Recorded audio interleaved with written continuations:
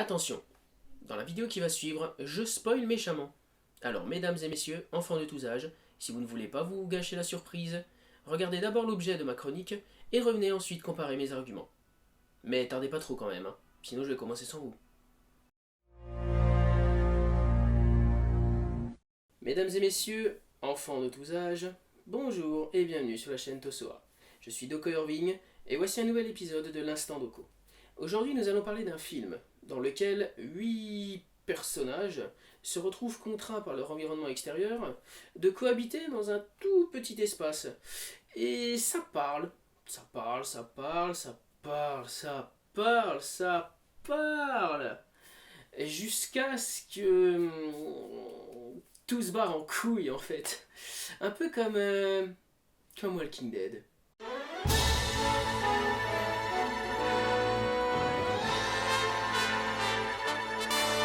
Attention, je vous ai prévenu. À partir de là, ça va commencer à spoiler. Faites gaffe. Vous l'aurez compris, aujourd'hui nous allons parler des 8 salopards, dernier film en date de Quentin Tarantino, qu'il a réalisé et écrit. Le casting comporte notamment Kurt Russell, Samuel L. Jackson et Jennifer Jason Leigh. Je me souviens pas du nom du reste des acteurs, mais ils ont des rôles principaux, hein, cela n'est pas le problème, mais les trois que je viens de citer sont vraiment centraux en fait dans le déroulement du scénario, donc on va se contenter aujourd'hui de cela. Je suis allé voir ce film parce que j'ai vu la filmographie entière, il me semble, de Quentin Tarantino, que j'aime bien la majorité de ses films, et que j'apprécie en fait dans le paysage actuel. C'est un des rares en fait qui... On reconnaît tout de suite sa patte. Il fait des films assez typés, à chaque fois il essaye d'avoir un genre différent en fait, et sa marque de fabrique c'est évidemment de longues séquences de dialogue qui des fois sont vraiment... soit ils ne veulent rien dire, soit c'est vraiment plein de sous-textes, soit ça part vraiment dans tous les sens sans aucune raison. Et c'est parsemé en fait de moments où ça se barre en steak, mais de façon monumentale, que ce soit gore, dans l'action. Et donc en fait moi je refuse jamais d'aller voir un bon petit Quentin Tarantino, d'avoir la dose quoi. On va commencer cette critique en s'attardant en premier lieu sur les acteurs, qui offrent tous une prestation solide. Ils aident vraiment à se plonger dans le film et même à rester dans le film, notamment pendant toute la première partie qui est quand même assez longue. Mention spéciale d'une part à Jennifer Jason Leigh, qui en prend plein la gueule pendant tout le film, et c'est absolument jouissif en fait, c'est vraiment réaliste le cavers qu'elle subit. Et Samuel L. Jackson, évidemment, qui est au sommet de son charisme, qui est vraiment en mode bad motherfucker, comme d'habitude. Mais Tarantino arrive vraiment bien à sublimer cet acteur en fait. Premier défaut du film à mon sens, c'est en fait une petite erreur de casting dans la personne de Michael Madsen. Je remets pas sa prestation en cause du tout. Mais en fait son rôle c'est celui d'un homme qui se fait passer pour un cow-boy qui va voir sa mère en fait pour Noël. Mais visuellement en fait c'est vraiment le cow-boy cliché avec les petites mèches qui tombent des côtés, avec le foulard autour du cou, genre vraiment le cow-boy de 25 ans pour faire craquer les filles, tu vois. Et en fait le problème c'est que Michael Madsen a 57 ans, ça se voit qu'il a la cinquantaine, donc c'est juste pas possible. Et puis je veux dire, il va voir sa mère à Noël, mais t'imagines l'âge de la mère, on est dans un western, il y a l'époque qui va avec. Donc je veux bien que les gens, certains ont réussi à avoir une espérance de vie qui se rapproche de celle qu'on a maintenant, mais à l'époque, la nana elle doit avoir au moins 70 ans. C'est juste pas crédible en fait. Ce que j'ai bien apprécié par contre dans ce film, c'est qu'à part le conducteur de la diligence, tous les autres personnages, en fait, on peut pas vraiment dire s'ils sont gentils ou méchants. Même les deux chasseurs de primes qu'on nous présente comme étant les personnages principaux et qu'on suit le plus, donc normalement on doit s'identifier à eux. Bah en fait, c'est clairement pas des personnages de gentils. Surtout c'est le personnage de Samuel L. Jackson en fait. Parce qu'il fait... on nous raconte, en fait, qu'il a fait dans le passé des grosses saloperies. C'était pendant la guerre, mais quand même, il a fait des grosses saloperies. Puis même plus tard, avec des flashbacks, ce genre de choses, on voit vraiment les trucs qu'il fait ou qu'il fait faire à des autres. C'est franchement pas un enfant de cœur, le mec. Et ça, en fait, j'aime bien. Ça se retrouve, en fait, chez tous les personnages. C'est vraiment pas, en fait, manichéen à ce niveau-là. C'est pas tout blanc ni tout noir. Et ça, franchement, j'ai bien aimé dans ce film. On va s'attarder un peu maintenant sur l'écriture du film, à son scénario en fait. Parce que un des points forts, c'est que je trouve que Tarantino arrive vraiment bien à poser ses ambiances. Parce qu'à un moment donné, en fait, ils sont là, bon, bah on est 8 paumés dans une cabane, il y a la tempête dehors, à l'intérieur on peut pas se blairer. Qu'est-ce qu'on fait, quoi? On se regarde comme ça, on se bute, qu'est-ce qui se passe? Et puis le moment d'après, c'est hey, ton fils a sucé ma grosse bite de black, ambiance. Et à la fin, c'est carrément en fait, on va pendre cette salope. Là, tu vas crever avec une musique bien glauque par-dessus. C'est assez bien retranscrit à ce niveau-là, c'est pas mal immersif. Musique au passage qui a été faite par Ennio Morricone, qui est quand même un grand compositeur et qui a eu un Golden Globes et un Oscar pour ce film, qui l'ont récompensé de son travail. C'est pas forcément des musiques mémorables. Donc, personnellement, je m'en souviendrai pas forcément de ces thèmes. C'est assez discret en général. Mais elle arrive bien vraiment à amplifier certains passages. Donc, moi, je suis content à ce niveau-là. Mais je pensais qu'il était brouillé, en fait, Ennio Morricone et Quentin Tarantino suite à Django Unchained. Mais bon, faut croire qu'ils sont rabibochés entre-temps.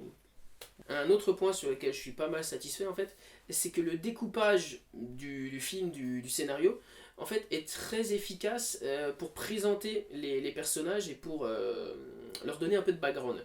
Parce que, en fait, le film est divisé en chapitres. Et chaque chapitre permet en fait d'ajouter des personnages et en fait de commencer un peu à parler d'eux. Et c'est renforcé en fait par la nature suspicieuse du personnage de Kurt Russell. Ça permet en fait de présenter assez vite les personnages tout en les approfondissant. Ça se fait un peu en mode bon, je vous explique les bandes de connards, je suis le bourreau, ça c'est Daisy de Mergue, je vais l'amener se faire pendre, je veux la prime, donc vous n'avez pas intérêt à me baiser, donc toi, vous êtes qui, qu'est-ce que vous faites là, d'où vous venez, me faites pas chier. Et donc en fait à ce moment-là, bon bah moi je suis un tel, je suis le bourreau, ça tombe bien parce que c'est moi qui vais t'aider à la pendre. Bon bah moi je suis un tel, moi je suis juste un cow-boy, je suis allé voir ma mère pour Noël. Bon bah je suis un tel, je suis un vieux général de la guerre de sécession, moi je suis là par hasard, j'étais bloqué par la tempête. L'enchaînement de l'histoire donc se fait naturellement et de manière logique. Même si sur la forme, l'enchaînement des scènes est moins parfait, sur le fond, je trouve personnellement que Quentin Tarantino en fait, a fait un très bon scénario, mais il n'a pas forcément fait des bons choix de montage et de réalisation. Mais ça, j'y reviendrai un peu plus tard. On va commencer à aborder les défauts que personnellement je reproche au film et qui relèvent, comme je l'ai dit, de choix de montage et de mise en scène, à mon sens. C'est-à-dire que vous avez une alternance, surtout dans la première partie du film, une alternance de conversations directes, donc deux personnes ou plus au même endroit qui blablatent entre elles. Vous avez des conversations indirectes. Prenons par exemple une scène du film, ça se passe dans une diligence. Vous avez quatre personnages. Le dernier arrivé, en fait, raconte à deux autres personnages le passé de Samuel L. Jackson.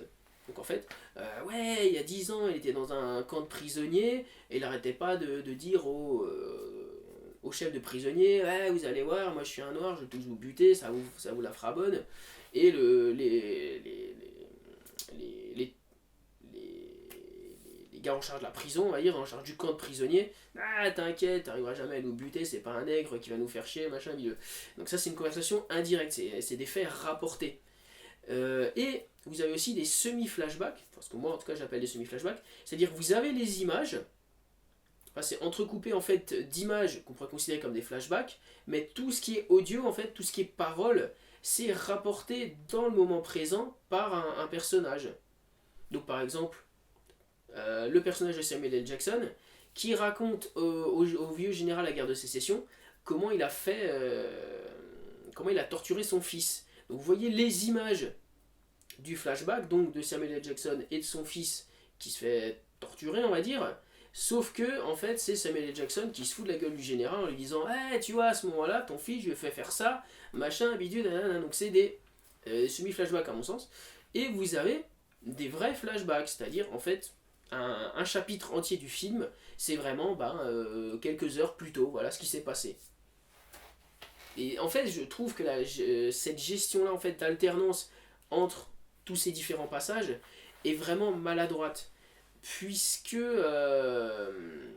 ça aurait pu être, certains passages auraient pu être inversés, donc plutôt certains passages en conversation indirecte et d'autres en vrai flashback et d'autres machin comme ça. Ça aurait dynamisé le rythme du film et ça aurait permis d'économiser peut-être quelques minutes, qui aurait évité que le rythme soit un peu poussif en fait sur la fin. Et le summum, la cerise sur le gâteau, c'est qu'à un moment donné, en fait, à peu près au milieu du film, vous avez un narrateur qui apparaît. Donc en fait, une voix off qui vous dit bon bah à ce moment-là, voilà, voilà, ça expédie en fait la situation en 20 secondes. On aurait voulu avoir ça plus tôt pour économiser du temps, et tu sais pas pourquoi il le fout à ce moment-là, de cette manière. Ça casse totalement le rythme du film, parce que ça l'accélère d'un coup, on comprend pas pourquoi. Et moi, j'étais. Ça m'a pas aidé à apprécier le film à ce moment-là, en fait. C'est vraiment, à mon sens, ce choix de mise en scène et de montage à ce niveau-là, et fait qu'en fait, pour moi, c'est vraiment un défaut du film. On en arrive maintenant au principal défaut, selon moi, de ce film, qui est clairement sa durée de 2h45. C'est beaucoup trop long. Il y a des baisses de rythme, la partie centrale est beaucoup trop poussive pour qu'on puisse s'intéresser véritablement tout le long en fait au film. Donc clairement, ça aurait mérité d'avoir 20 minutes au moins de moins. Euh, c'est trop long parce que, en fait, dans toute la première partie, qui est limite carrément la première moitié, vous avez trop de ce qu'on appelle du setup. En gros, c'est de la mise en place d'éléments qui serviront plus tard. Donc, vous avez par exemple Quentin Tarantino qui vous montre, qui zoome sur un élément du décor, par exemple, je sais pas, sur une armoire où il y a une marque, une griffure ou quelque chose dans le genre, où on voit qu'elle a été poussée. Et en fait, il fait ce qu'on appelle un insert, il zoome sur cet élément-là. Donc, il y a trop de. Enfin, il y a beaucoup d'inserts ou de dialogues indirects pour raconter des faits qui se seraient passés ou qui se sont passés, qui serviront plus tard. Donc trop de setup visuel et par dialogue pour en fait des éléments qui vont venir plus tard. Et clairement, ça aurait pu être fait à mon sens, ça aurait pu être fait de manière beaucoup plus efficace, soit par des courts flashbacks, soit en laissant le spectateur deviner des choses par lui-même. Mais en fait, il y a beaucoup trop de mise en place d'éléments qui serviront plus tard, qui n'étaient pas forcément judicieux à ce moment-là, en tout cas. Vous avez aussi le générique de début, avec en fait vous avez un cadrage fixe sur un élément, il me semble, si je me souviens bien, c'est en fait dans la neige, pas une statue, mais un genre de crucifix géant, où vous avez Jésus en fait. Et vous avez ça pendant bien 1 minute 30, 2 minutes, et vous avez une calèche en fait qui se rapproche en background, en arrière-plan. Vous avez une calèche qui s'approche progressivement, et puis quand la calèche est enfin là, bah, le film se lance. Donc, je sais pas, peut-être qu'il veut être référentiel des westerns, ou de l'époque où c'était tourné comme il a tourné le film, ou je suppose clairement que c'est une référence, vu que Tarantino est ultra référentiel au genre qu'il traite à ce moment-là, mais je veux dire, un générique fixe de 2 minutes, or ton film dure 2h45, c'est franchement pas ce qui aide à se mettre dans le bain, quoi.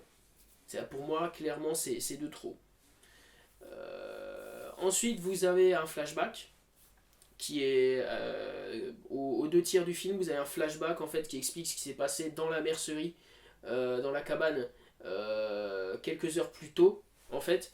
Et à mon sens, le flashback est clairement trop long, voire carrément totalement inutile. Parce que, vu que le film fait 2h45, avec tout le setup qui a été précédemment effectué, il aurait suffi de quelques phrases explicatives au temps présent, et l'imagination du spectateur aurait pu faire le reste, et ça aurait pu largement suffire en fait. Donc je trouve que ce flashback à ce moment-là, par rapport à ce qu'il doit expliquer, est un peu inutile ou trop long. Même s'il est bien fait en soi, le flashback il est bien réalisé, est bien mis en scène, il pose une ambiance, mais clairement il aide pas le récit. Alors que en fait certaines parties avant du film, dans la première partie, notamment toute une séquence de dialogue dans la diligence, aurait pu être mise en fait en flashback. Ça aurait permis de dynamiser le début du film, d'éviter en fait d'avoir une narration indirecte Donc un personnage qui vous raconte en fait le passé du personnage de Samuel L. Jackson. On le montre en flashback directement, visuellement, ça aurait été beaucoup plus frappant, beaucoup plus dynamique, et ça aurait beaucoup mieux servi le film à ce niveau-là. Dernier bon point de ma critique, c'est que le film, par contre, arrive totalement à relancer son intérêt, passer la moitié du film. Vous avez une séquence où vous avez le personnage de Samuel L. Jackson qui en fait va chercher des noises à un général sudiste et qui en fait tout simplement va raconter comment il a forcé le fils du général à lui sucer sa grosse bite de black. Et donc la manière dont c'est raconté, le vocabulaire employé, la manière dont c'est montré, font que c'est en fait c'est limite un passage comique du film en fait. Et après tant de dialogues, de mise en place, de setup et tout, c'est vraiment rafraîchissant, ça fait décompresser totalement le spectateur, ça le replonge dans le bain immédiatement, et en plus c'est complété, ça s'enchaîne totalement par une scène en fait où vous avez en fait des personnages qui boivent du café empoisonné, et en fait il en résulte des... C'est même pas une hémorragie, c'est un peu un passage à la Sam Raimi en fait, comme il pourrait faire dans les Evil Dead ou dans Jusqu'en Enfer. C'est-à-dire que en fait, c'est vraiment... c'est pas qu'il gère du sang, mais en fait, il gère des hectolitres de sang en fait à la seconde. Donc là aussi, c'est comique, tout en étant un peu de l'humour noir, un peu glauque, et ça complète le passage et ça permet de remettre le film en fait dans la direction dans laquelle il est censé aller, donc beaucoup plus sérieuse et glauque. Et en fait, ces deux passages-là combinés et le fait qu'après, y a que des passages rythmés en fait, après ça se barre totalement en sucette.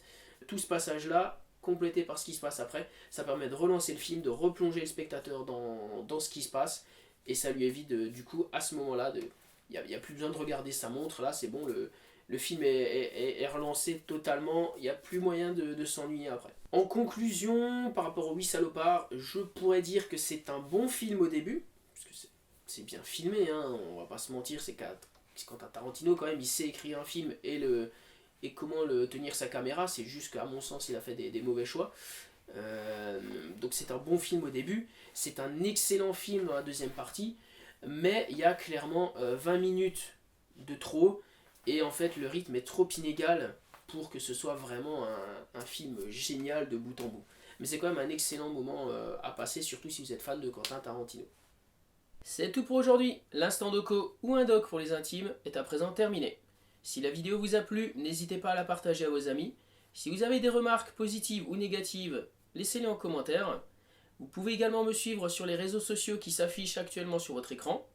Et enfin, si ce n'est pas déjà fait, abonnez-vous à la chaîne YouTube. Salut!